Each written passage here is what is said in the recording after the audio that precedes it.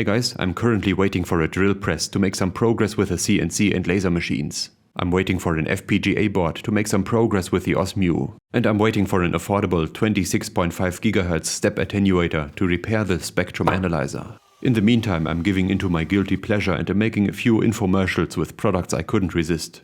Enjoy. When I heard that a local office building was giving away leftover furniture when they moved a few years ago, I was practically already on my way. My infamous 3-desk setup came from that office building, and it's been wonderfully spacious, but not very ergonomic apparently. Sitting at these low tables, I had a textbook example of a bad posture. So when the company Flexispot offered to send me a height-adjustable table, I performed an internal dance of joy, while keeping a straight face, saying, let me think about it. Yeah, I think I can squeeze it into my tight schedule. So here it is, dragging along a less pleasant postal delivery, I'm sure. They are selling these kits on Amazon, and I have a feeling that there's no tabletop in there. But a substantial manual which I'll quickly scan and commit to memory. The assembly is super simple though, so I don't have to recall that ever. The components fit in only one spot each, so there is no room for mistakes. The feet are adjustable for that true level experience. Everything's crooked. Reality is poison. I want to go back. Let's have a closer look at these heavy motorized columns. They are using brushed DC motors with Hall effect sensors. That way they can synchronize both motors and prevent them from tilting the desk. And if somehow they end up in different positions anyway, when someone unprofessionally disassembles the whole show for example, the controller notices it and asks you to zero both actuators. Rubbery absorbers with authentic CNC tool marks are making the movement pleasantly quiet. But I can't seem to get any deeper into the mechanism. That would require a gear puller. So I'm finishing the assembly according to my internal manual in about 15 minutes.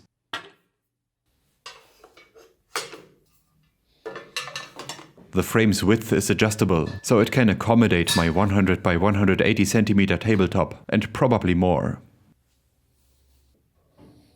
Transferring the same with monitors on it is the most unnecessary risk I've taken in months, but I got away with it. Eventually.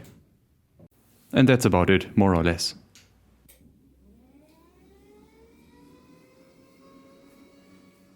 To finish this beautiful upgrade, I got a new ESD mat from Wheelectron. It'll protect my tabletop and the sensitive electronic devices I'm planning to put on it. My slanted walls are limiting the height, but it's good enough for that standing desk experience that is all the rage right now. I have only one point of criticism.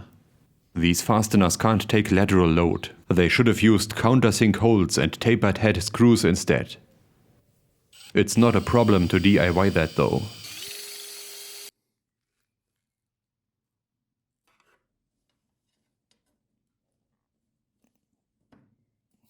Then the motorized frame exceeds its specified capacity with ease. Actually, it's struggling, but what the hell. Awesome product. I'm keeping it. They've sent another one, but I doubt that I'll be keeping that.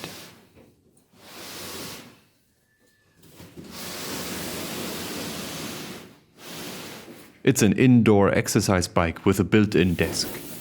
Do I look like I need such a thing? Well, maybe. I'll give it a fair chance before taking it apart. But I think the dogs are taking much better care of my personal fitness than a spinning bike ever could. The assembly is even quicker than that of the desk. All I have to do is unfold the legs and mount the tabletop in the head tube.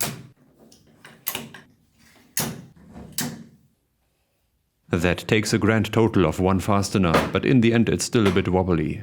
That's because the fit of these two components is too loose. But otherwise the build quality is good. For busy office workers who want to introduce a bit of exercise into their daily routine, the idea is viable too. It takes some getting used to, but I managed to get some work done while pedaling on a lower level. But I'm an avid cyclist. I need a strong handlebar to hold onto and wind in my face. Also, the laptop-sized desk area is too small for my set of preferred peripherals. I think the Flexispot Desk Size Pro is cool, but not for me. To get to the insides, I have to use a special crank puller. Both the desk and the bike are made in China, and the build quality is consistently good. Not too long ago, I would have said, but the build quality is good. Doesn't seem appropriate anymore though. This intricate pulley mechanism is attractive. I think a transparent enclosure would suit the bike perfectly. And an electric generator to charge your laptop instead of this magnetic braking mechanism. That'd be awesome.